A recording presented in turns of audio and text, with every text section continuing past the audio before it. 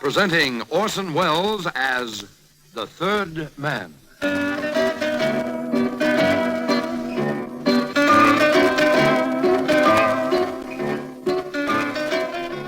The Lives of Harry Lime. The fabulous stories of the immortal character, originally created in the motion picture The Third Man, with zither music by Anton Karas. One late afternoon a couple of years ago, a plane was sighted about 70 miles out of the Orly airport in Paris. It was a private plane of medium size, and nobody was in it. Nobody at all. The plane, keeping its course steadily toward Paris, was flying itself. Why was it empty? Who had been flying it? And why and in what circumstances had they left it? Well, thereby hangs the tale.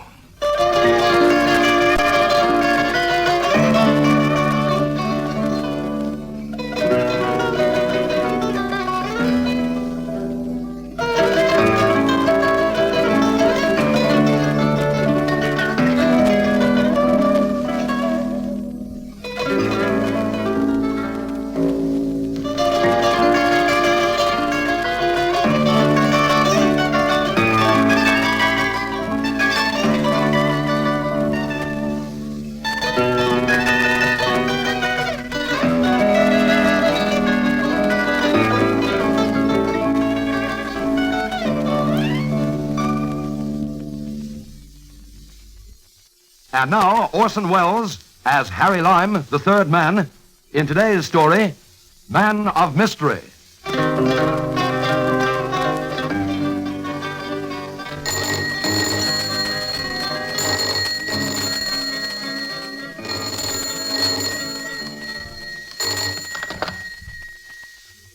Monsieur Gregory Arcadine, calling Monsieur Harry Lime. Yes, Harry Lime speaking. One moment, please. Hello? Hello? Hello, this is Gregory Arcadian. Yes? I am at the Hotel de Cap in Antibes. Come and see me tonight. I have a job. Well, I'm in Vienna. Or there isn't a plane out of here until Saturday. I am sending you mine. Your what? My private plane. This is Arcadian speaking. Oh? Gregory Arcadian. You know who that is? Oh, yes, I think so. You think you know who is Gregory Arcadian? My friend, that is wonderful answer.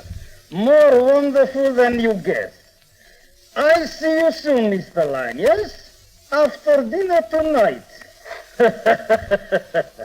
Hello? Hello? Hello? Hello? Oh, yeah.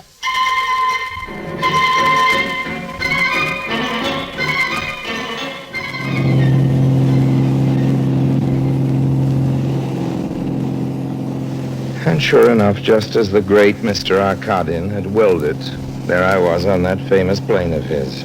And promptly after dinner, there I was at the Hotel de Cap, which is in Antibes, which is in the south of France. Science is wonderful, and so is money.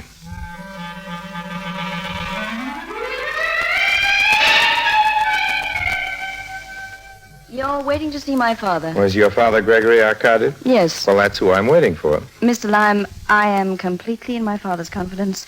We are extremely close. He tells me everything, but he hasn't said a word about you. What is your business? Oh, I dabble, Miss Arcadian. I dabble in a variety of sordid things. I see. If you sit down, I'll tell my father you're waiting. I sat down like a good little boy on the edge of the chair.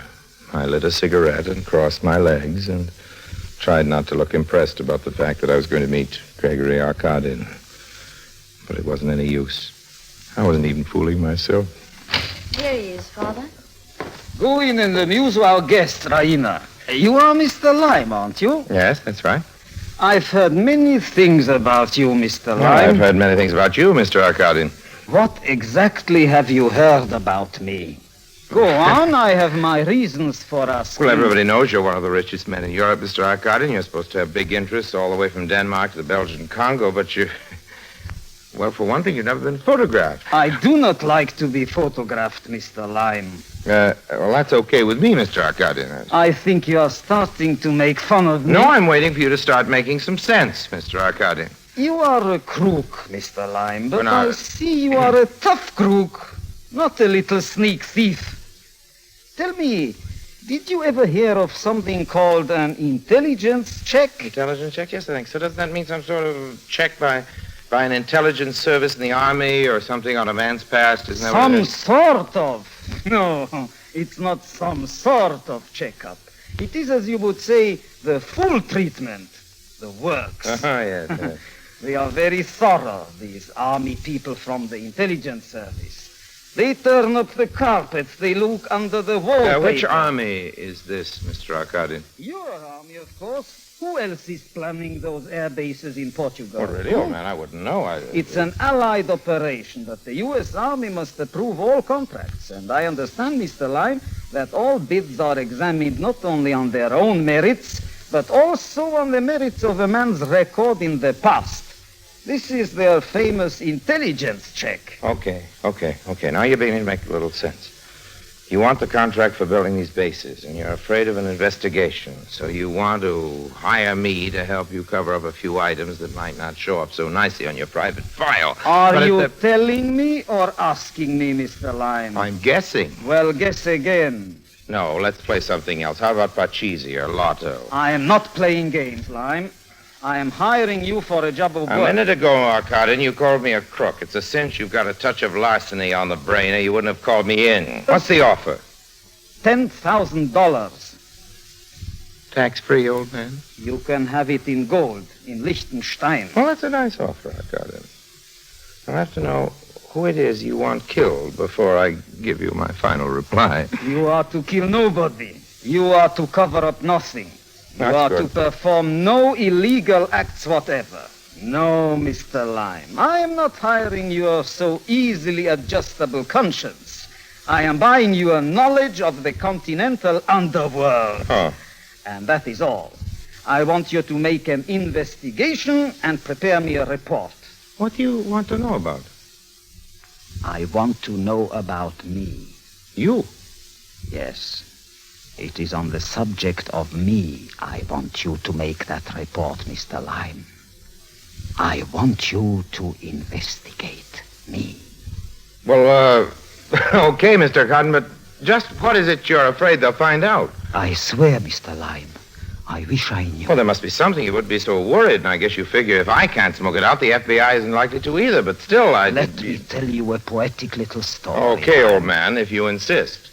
It is the winter of 27. No, really? I'm a young man, and the city is Lucerne in Switzerland. I have only the suit I was wearing and a wallet with 200,000 francs, Swiss francs.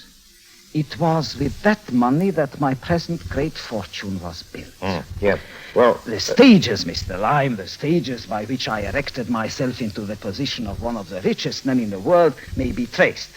They call me a man of mystery in the newspapers, but really all of that story can be pieced together and checked. Yes, I'm sure, but... Mr. Lime, what happened before the winter of 27? Well, that's for you to say, old man. Where did I come from in my one suit? Who was my family? That's my real secret, Mr. Lime. I don't know who I am.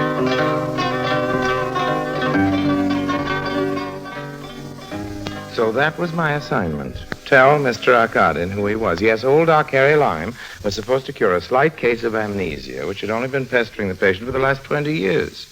Right away, I could see that this little caper wasn't going to be any kind of a cinch. Well, there was plenty of cash, you know, unlimited traveling expenses and all that. But as far as a cue or a clue to the facts about his own distant, mysterious past, Gregory Arkadin was just about as helpful and as chatty as a clam. Now, look, Mr. Arkadian. Arkadian. Okay, Arkadian. Pronounce your name any way you want to, but... Hey, wait a minute. How do you know it's Arkadian? I know my own name. Who says so? I say so. And who are you?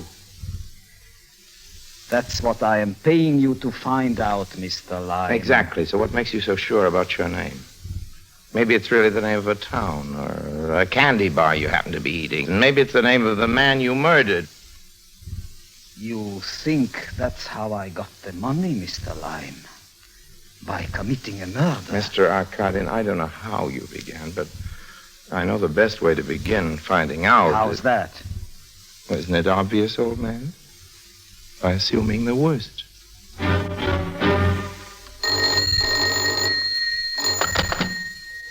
Antibes, Monsieur Grégory Arcadine demande Monsieur Lime, Monsieur Harry Lime, à Zurich. Mr. Lime?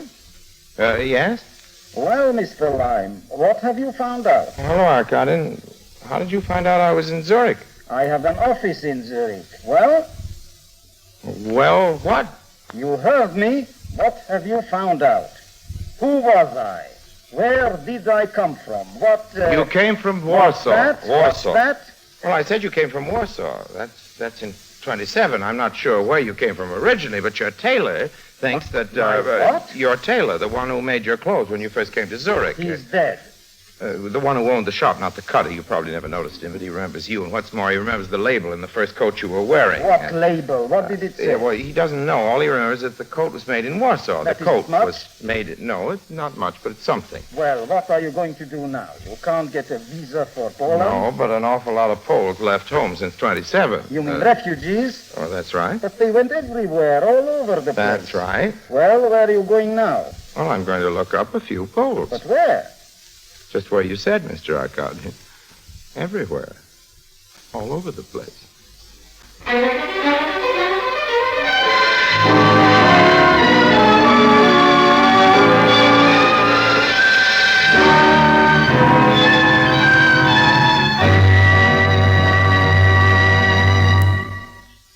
Harry Lime returns in just a moment.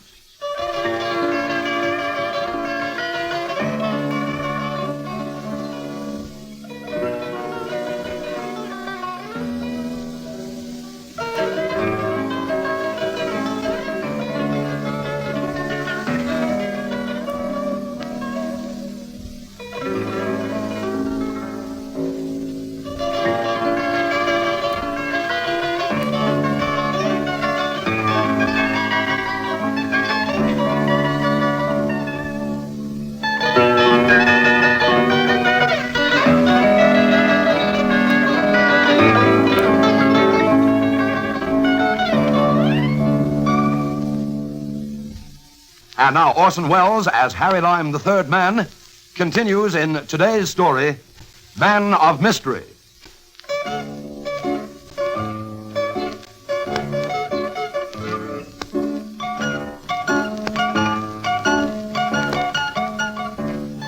And now here I am in Paris, in Maxine's. Now, I'll spare you all the sordid details. What matters now is that my dinner companion is a vendeuse at a couturier's, which means her profession is helping Jacques sell all those dresses of his. She is Polish, this dinner companion of mine, a refugee. And this is partly because I am closing in on that section of the population, and she is also a very classy dish indeed, that section I'm closing in on. The name is Baroness Nagel, and by this time we're leaning across the empty coffee cups, making eyes at each other.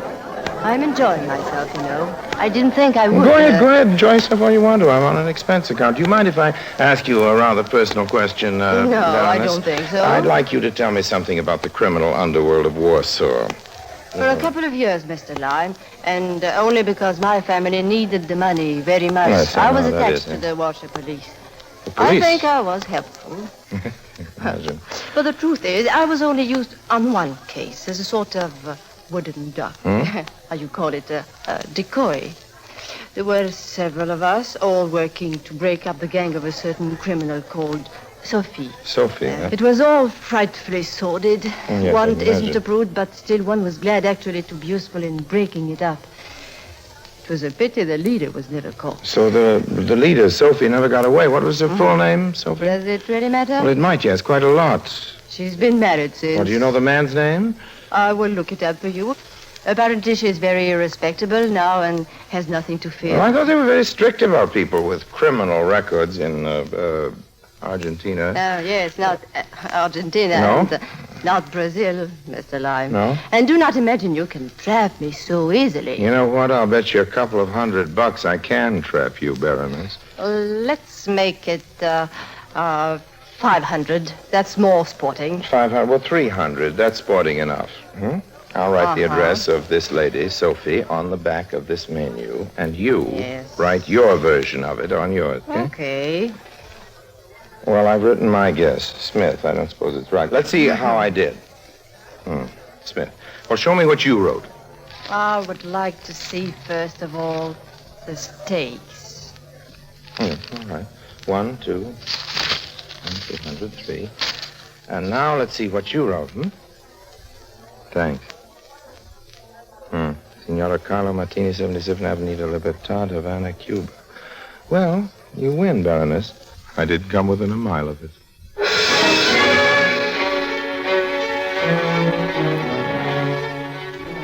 The next day, I was on my way to Cuba.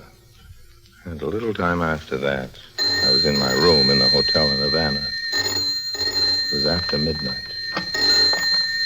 Yes?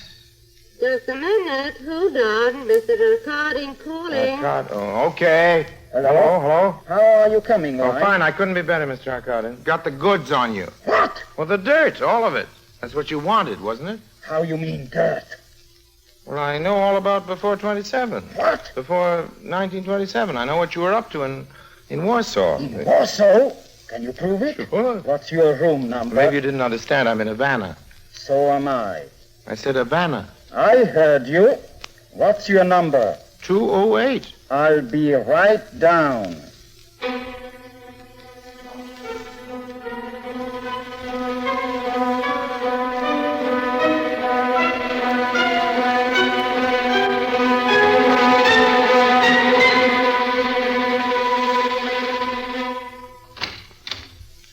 Hello, Lime. Well, Mr. Arkadin, this is a coincidence.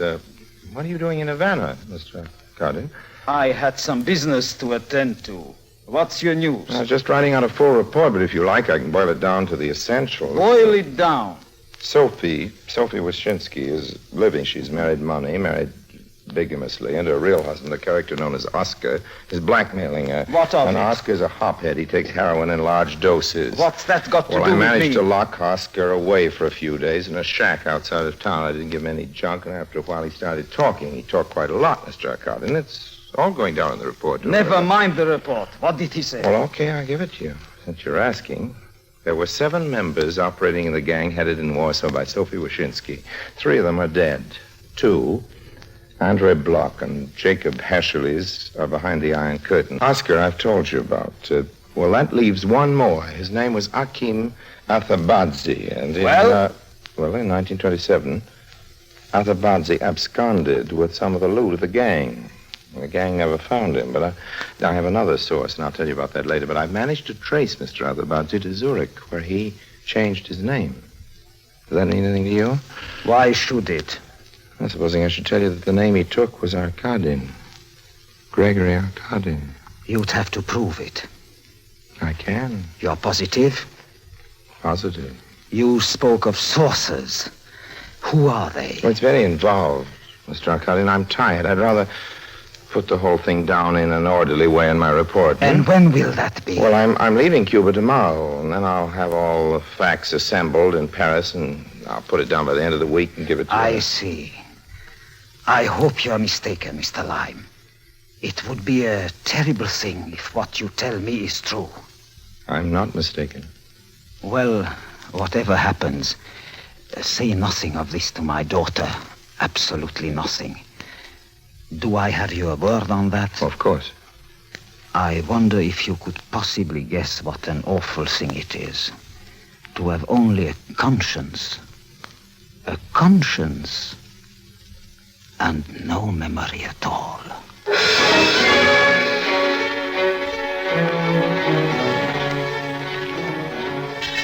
2 days later, I was in France. Raina phoned me at my hotel, and I took her to dinner.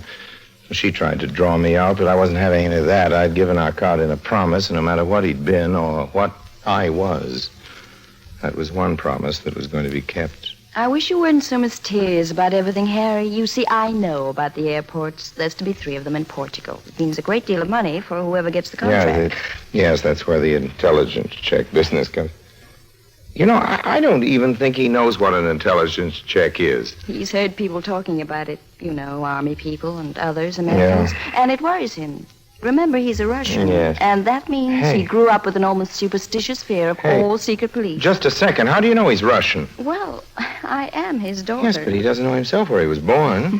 What are you laughing at? Is that what he told you, that he didn't know where he was born? You mean he was lying? Oh, he can't help it, Harry. He lies to everybody. It's his nature. Oh, well, what about this amnesia? What amnesia? Well, in 1927, your father found himself in Zurich with his pockets full of money and no memory at all. He didn't know where he came from or who he was or where he got the money. Now, oh, wait a minute.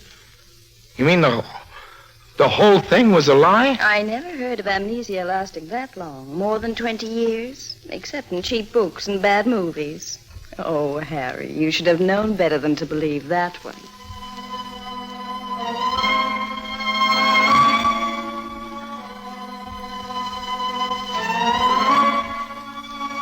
So he'd been lying. Lying all the time. He knew his past, as well as I knew my own. Well, just as I was absorbing that, the news came from Cuba. A friend in Havana sent it to me, a clipping from one of the newspapers. Said he thought I'd be interested. Well, I was. It seems that Signor Oskar Trebich and Signora Martini, formerly Sophie Waszczycki of Poland, had been found together in a ditch in a suburb of Havana. Both were dead. They had been strangled.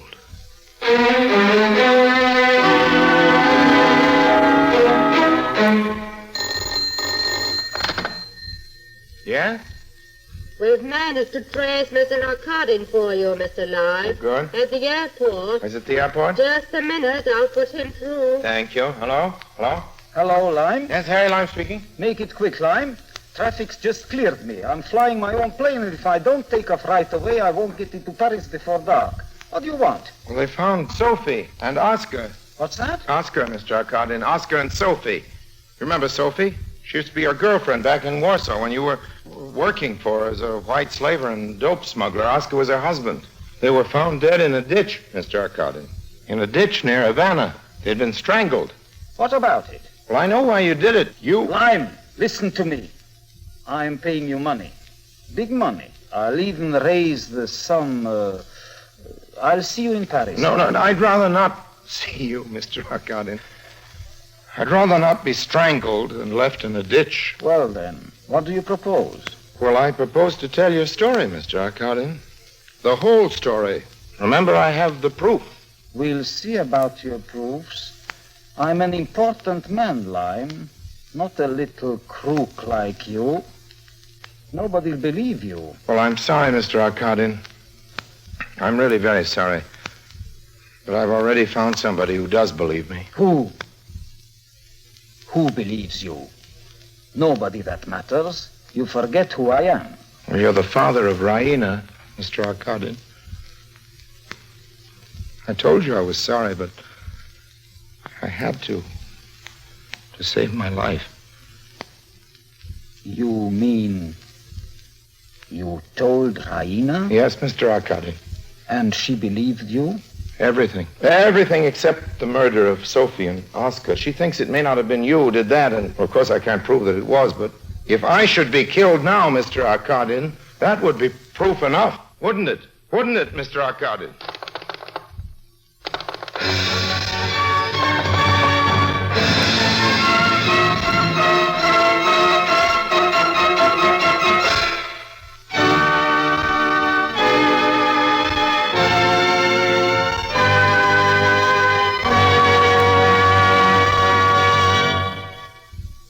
Harry Lime returns in just a moment.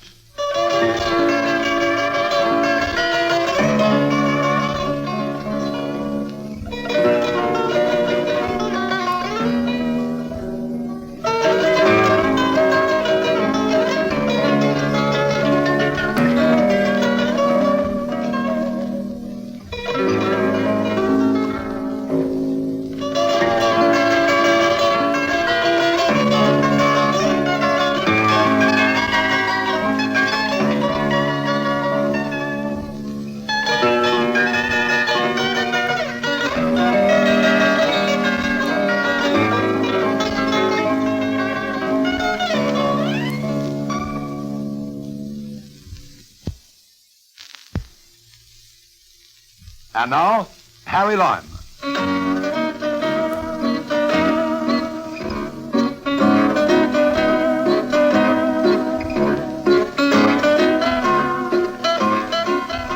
So, that's how the plane happened to be empty. Arkady must have set the controls before he jumped out. But why? Why did he jump instead of crashing? I think because he wanted Raina to know it wasn't accidental.